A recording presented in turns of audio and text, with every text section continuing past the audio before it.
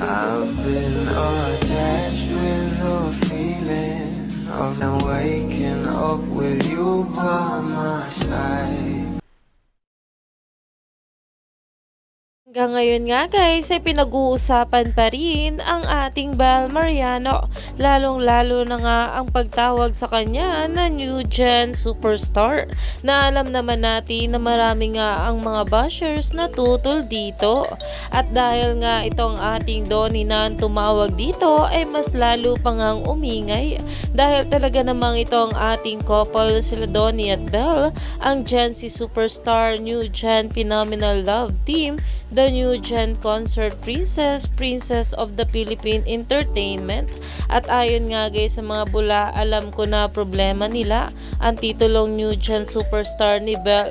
Why? Matagal nang tinatawag na new gen superstar si Bel, pero nung si Donnie tumawag noon sa ASAP may umingay na mga palaka. Kaya kilala namin kayong lahat, buhay nyo, problemahin nyo, hindi buhay ni Bel, na umani nga ito ng maraming komento mula sa mga bula. Ayun nga guys, dito hindi nila tanggap na may ganong titulo si Belinda. Kilala mo mga yon kung sino sila, mga inggit kay Bel, tapos sasabihin taong may fans niya. Kasi nagre-react tayo sa mga sinasabi nila, paano sumusobra na sila? Ay true po, kahit sino, sila Robby, Darren and Kyle, ganun ang pakilala sa kanya sa ASAP. Wala namang kumahol nitong Sunday lang no si Donnie na nagsabi, daming nagkahulan, napaghahalata talaga.